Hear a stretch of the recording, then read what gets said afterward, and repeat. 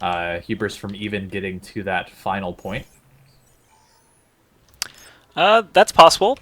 I would say this map is one of my favorite ones to attack on, actually, just because there are so many side routes, and my favorite characters are like Tracer, Reaper, Genji. They can get behind so easily. There's just so many walls you can climb and rooms you can duck into. Health packs are in high supply as well.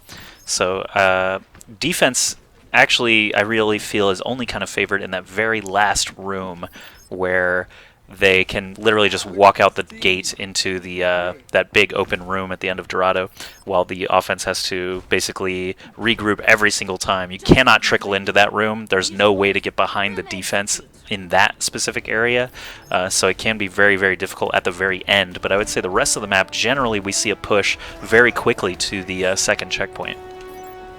So right here, the position of the defense is really interesting because typically we see it up above, kind of at the end of that long road, but right now they're playing much farther down than we've seen recently. They are going to be, I guess, trying to stop this payload as soon as possible, trying to keep it from coming around that corner. We're going to see how well that does. Coolmat playing forward very aggressively, just trying to get as much damage in there as possible. Yeah, I'm watching Tailspin here actually just get chunked down by the defense. He's already killed off, but again, he could just walk right out the door and get back into the action.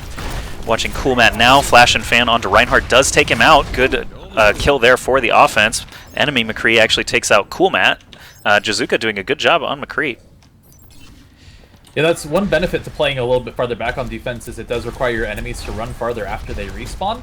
Because if you play too far forward and you die, then it does give up a lot of room for them to push forward, which we're seeing right now as they are moving under this arch. Although moving under arches in this game is tremendously difficult because of the many, many heroes that can attack you from above and abuse that line of sight.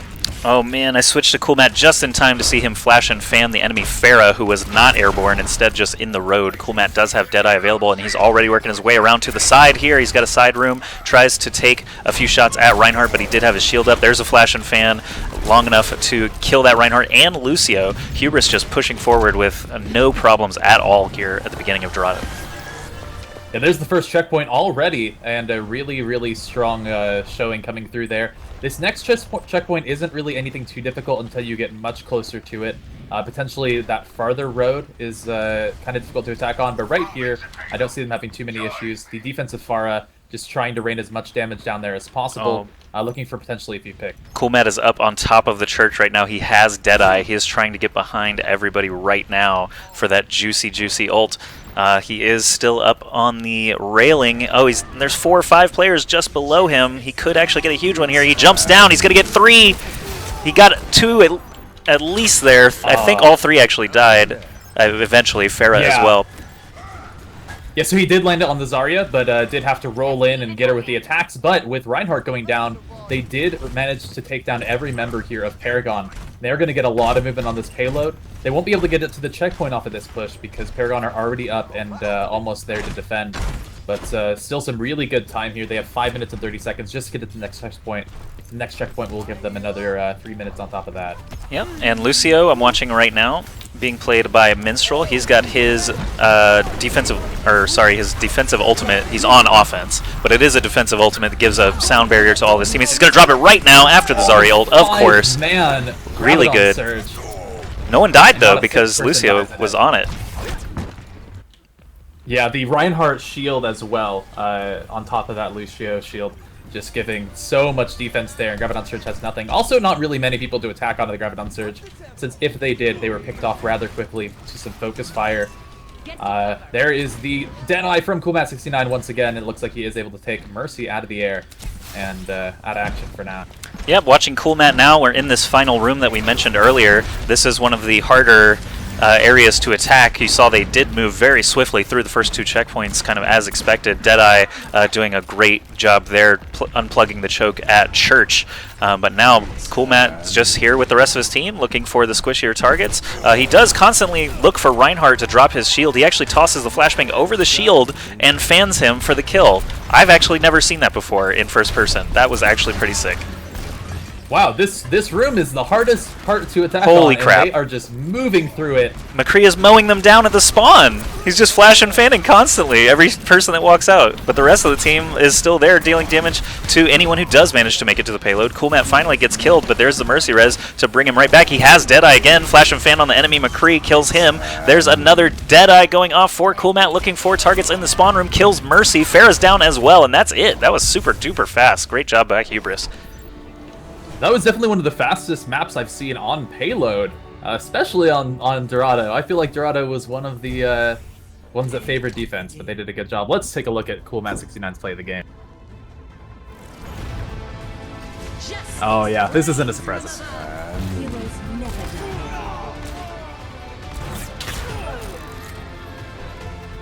Yep, there's that huge...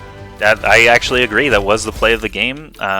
They essentially could have been stalled out very long on that point, but Coolmat saw the opportunity and just jumped down and got himself a few kills. So the time to beat is 4 minutes, 10 seconds. Going to be pretty difficult here for Paragon.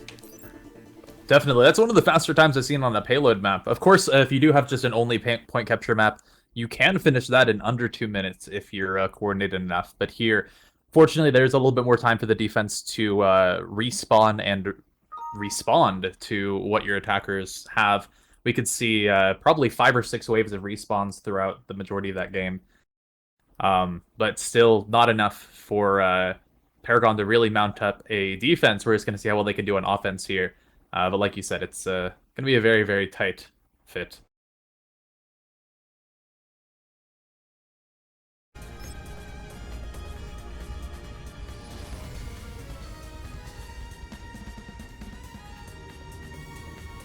Oh, I would love to see that Torbjorn come through.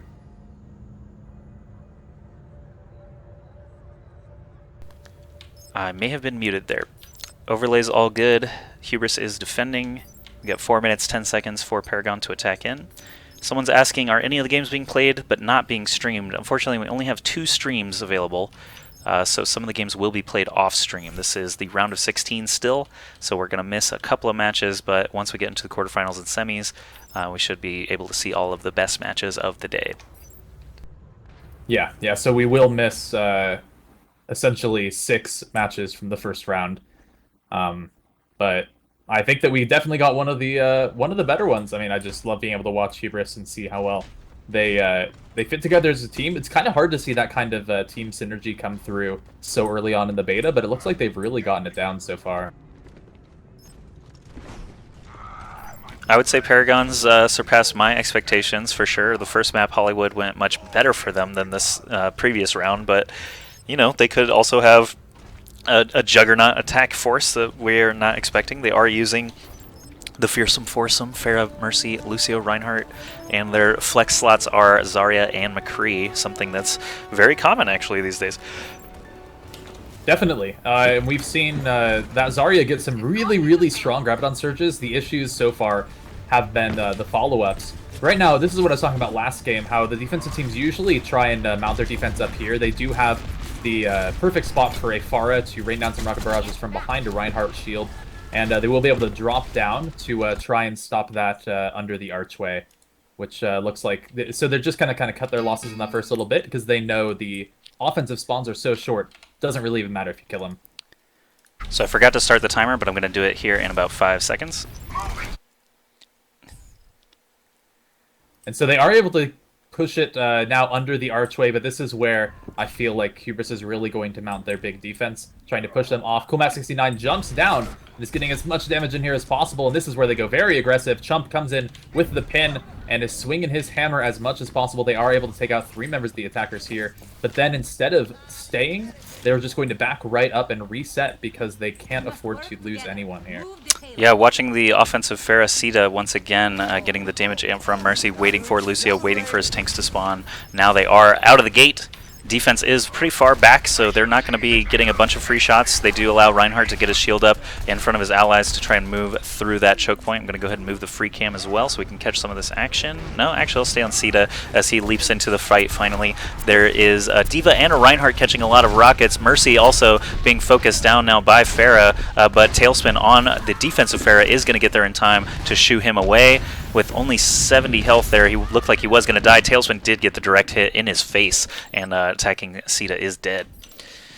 Cool Matt running back Honestly, now. right there, Go ahead. it felt like some just much stronger individual play. Like, you know, when two Reinhardts charge in, one of them was the one who got kills and one of them got killed immediately. And that was really how Hubris was able to defend right there. And they've been able to stop this payload really well for the last short while. There still are 3 minutes to get to the checkpoint, but of course they're fighting against Hubris's time, not just the time up top of the screen. Correct, and they only have about 2 minutes and 10 seconds to complete the map, so the fact that they haven't reached this first checkpoint yet is definitely working against them. Reinhardt with his shield up, Chump doing a great job just keeping his whole team alive again. There was a Zarya ult, but no follow-up available for the attacking team Paragon. I love how there's a 6-person Graviton Surge, and it's not even enough to talk about, because literally nothing happened other than that. It happens, man.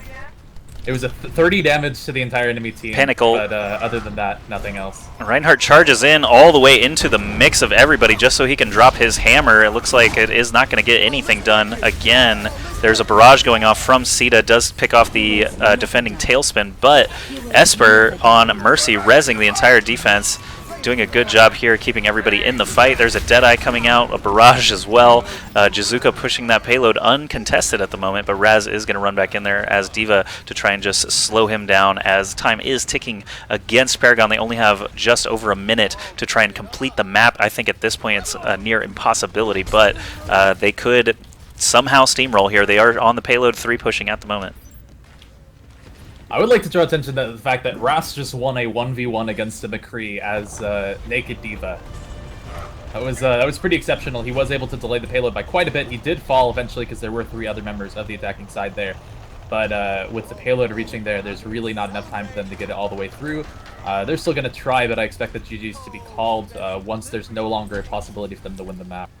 Well, yeah, I don't know. Unfortunately, I don't know the exact time, like how even if you 3-pushed constantly through the map, how much it would actually take. But they are just at around 35 seconds left, so I think at some point, you know, they're monitoring their own times as well, so they'll know for sure whether they want a GG or not. And I will not end the game for sure until the teams agree. I'm not trying to admin this thing, just trying to bring you guys the action. So we are going to continue to watch whatever these players want to do. But if Hubris does defend for 15 more seconds, they will win this match 2-0. And it looks like they are going to be able to do that as they've shoved everyone off of the point now.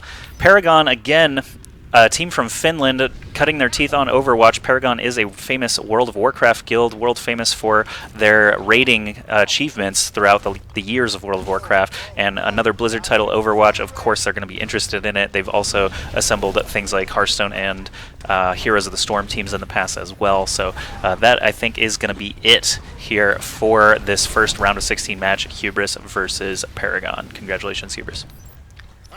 Yeah, very big congratulations. If there's anything Paragon likes, it's being first. That's what we've seen in WoW, and we're seeing them get into Overwatch pretty quickly, but right now, just not quite ready to take on the kind of cemented teams like Hubris. And there is another huge Graviton Surge, but not enough follow-up. Doesn't really matter yet as the game is over, but it's still fun to see. Oh, now we're just seeing mass ults. Holy crap, every single player on the offense just used their ult at the same time. They still didn't kill anybody. Yeah, Hubris only Chump died. That was actually really fun to watch. But yeah, it's a foregone conclusion. There's the GG well played from Paragon. Thanks so much for playing, Paragon. You guys did a great job. Hope to see you again in the EU and NA weeklies once the beta returns in January.